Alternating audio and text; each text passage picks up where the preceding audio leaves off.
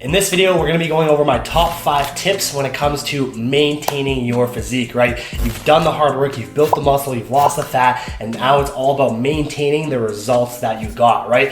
First off, the good news is it is significantly easier to maintain your physique than it is to actually change your body, right? Either whether that be to build muscle or lose fat, those are the hard parts of changing your body. To actually maintain the results you have is significantly easier if you've done it properly throughout the bulking or cutting phase, right? If you're someone that does a crash diet or a fad diet that you see all over the internet, then it is more than likely, I think it's over 90% of people rebound after a crash diet to right back where they started 6 to 12 months after they completed that diet. And that is because they haven't built the habits, they haven't learned the habits and discipline and knowledge needed in order to actually maintain the physique that they've worked so hard for. So that's why me personally, I am super against these crash diets, because again, it just isn't sustainable long term. What good is it is if you lose 10, 20 pounds in a single month, which is awesome, but then 6, 12 months down the line, you're right back where you started. For me, that's pointless. For me, it's all about long-term sustainability and actually having the results 1, 2, 3 years down the line. So that's what we're gonna be covering in this video. Let's hop straight into it. So my first tip when it comes to maintaining your physique is a simple one, but a lot of people don't do it or underdo this, is eating enough protein, right? Meeting your protein targets. This is critical and probably one of the most important things when it comes to actually maintaining your physique, because one, obviously it helps you build muscle, also helps you retain that muscle if you are in a calorie deficit. But aside from just the muscle building properties, just from an overall health standpoint, protein is critical, right? I think, in my opinion, not enough people are eating enough protein. Just things like your immune system, obviously cell turnover, and with muscle, the more muscle mass you have, the higher your metabolism is, and the more calories you're gonna be burning at rest. So it is critical to eat enough protein. Now, how much protein you should eat obviously depends on you and how much muscle you have and how big you are, right?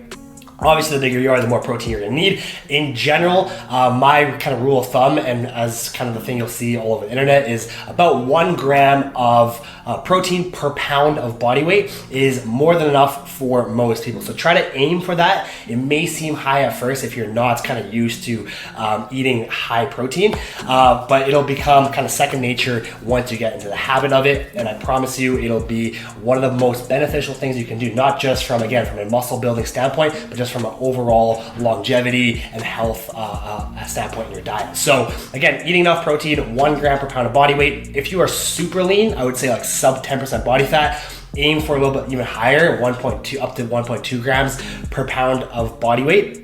And if you're super overweight, then you can get away with 0.6, 0.7 grams per pound of body weight. But again, for I would say most people, 85, 90% of people, aim for that 1 gram per pound of body weight. Now, my second tip when it comes to maintaining your physique is all about water and sleep. In my opinion, these are the most underrated, the most overlooked factors when it comes to your body, especially people that are trying to build muscle and lose fat, ideally you guys, right? So let's start with water.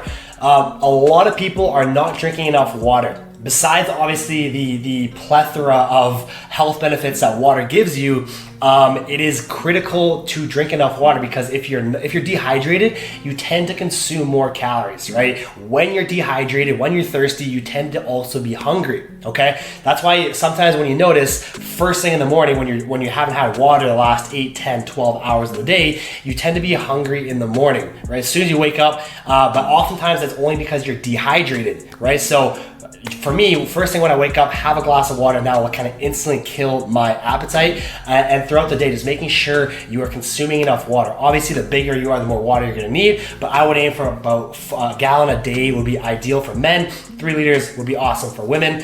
Get enough water, and I think that is one of the biggest factors when it comes to maintaining your physique. The other one is sleep. Probably arguably even more important than water is sleep. That is where all the magic happens, right? That's where your hormones are optimized, your testosterone, your GH are highest in the morning. Everything kind of happens overnight, your recovery, again, your hormones are optimized. That is critical for rest and recovery, right? Your performance in the gym the next day is heavily tied to how rested and how recovered you are from the day before. So again, most people, especially clients, new clients that come to me, are not getting enough sleep. You should be aiming for 8 hours of sleep, and even going from like 6 hours to 7 hours, 7 hours to 8 hours makes a massive difference. So again, getting enough sleep will not only help you recover better, your performance in the gym will be a lot better. And there's been several studies showing that people that are underslept, get like less than 6-7 hours of sleep per night, tend to consume significantly more calories throughout the day, obviously making it harder to maintain your physique.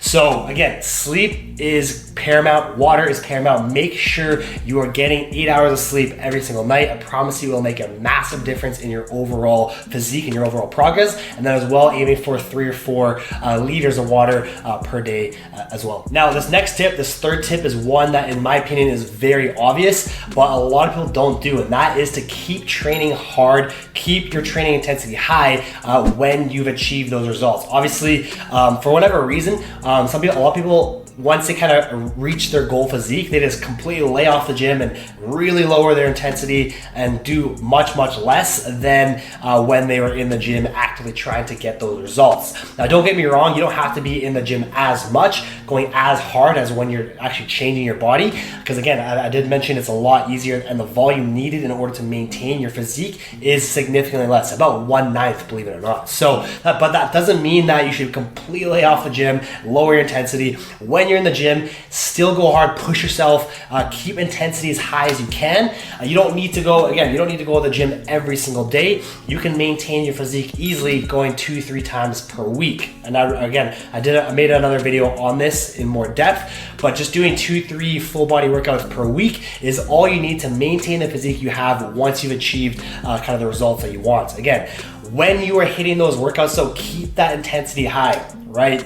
You have to give your muscles a reason to actually stay there once you've built them, right? If you completely lay off the gym, you give your muscles no reason to actually stay there, and you're gonna lose a lot of tissue if you don't do anything once you get to your goal physique. So this is, again, a really obvious one in my opinion. Keep training hard. You don't have to go to the gym as often. You don't need to go to the gym every day for sure.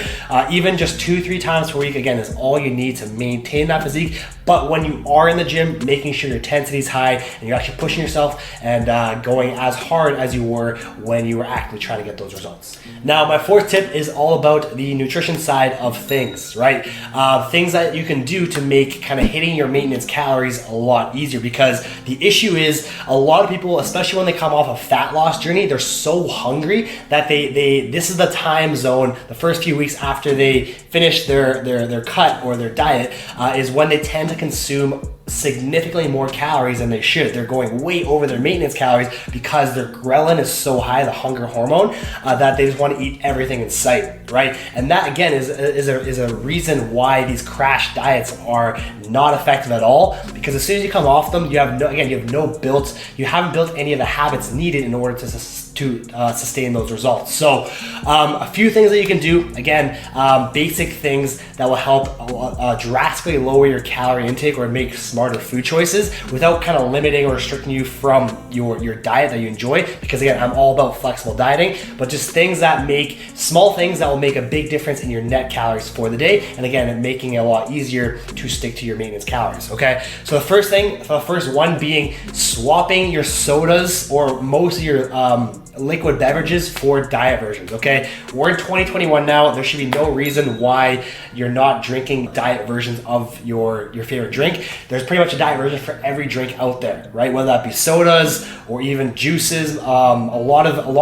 Most liquid beverages, I would say, have some sort of diet version or a low calorie version that In my opinion, most of these taste very similar to the original, but again, much lower in calories because there isn't nearly as much sugar or any sugar at all in there for most of these drinks, right? So that's probably one of the easiest things to do if you aren't already doing it. Swap your sodas for diet versions. It will save you hundreds of calories per day if you're drinking like 1 or 2 pops per day. Another one is swapping out your sugars, your creams, your milks, with your coffees, for example, or your teas, with almond milk, cashew milk. Stuff like that is, again, significantly lower in calories. For example, my coffee here has the almond milk I'm using is 25 calories per glass versus a full cream is like 150, 200 calories per a small amount, right? Milk, again, 200 calories per glass. So swapping out your milks, your creams, your sugars for Splenda, for almond milk. Again, these will make a massive difference in your net calorie, especially if you take a look over the week. That will easily yield a few hundred calories if you're having cream and sugar with your coffee every day. Okay, so swap that out, Splenda, almond milk. Again, tastes almost the exact same, minus all the calories. Another big one, probably the biggest one that you may not even realize is when you're cooking, the oils that you are using are a crazy amount of calories, okay? I had a client the other day, he was tracking everything except for the oil he was using. And we then came to find out that he was adding probably 200 plus calories just from the amount of oil he was adding into the pans when he was cooking his food, right? So again, this for whatever reason goes totally overlooked.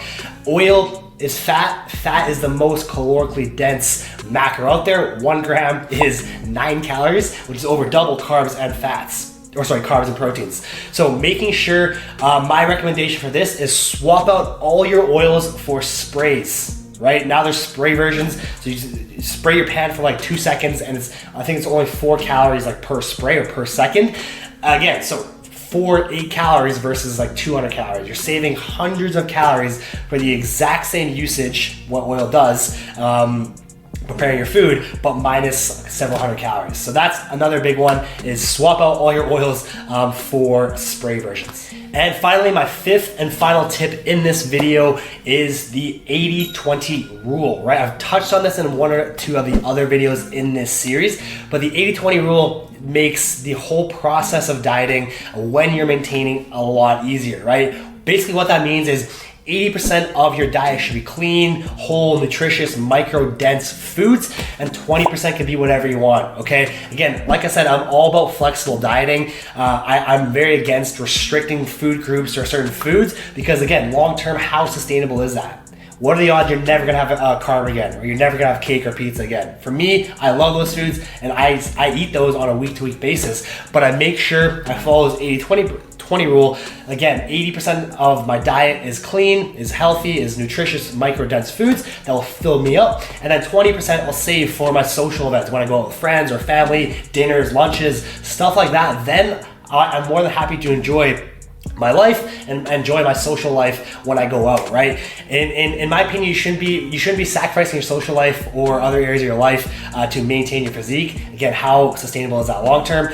You should be able to use this flexible dieting method that I teach to my clients via the 80-20 rule. So again, 80% of your diet should be clean, 20% can be whatever, pizzas, burgers, fries, cakes, whatever you want, really, but save those for maybe social events when you're going out to dinners or with friends or travel, whatever it is. So that will help you massively. Again, when you're maintaining your physique, you shouldn't be sacrificing other areas of your life. It's more about enjoying your life and enjoying the physique, the results that you've gotten so far. So that rounds off my top 5 tips when it comes to maintaining your physique. Hope you enjoyed the video, and we'll see you in the last one.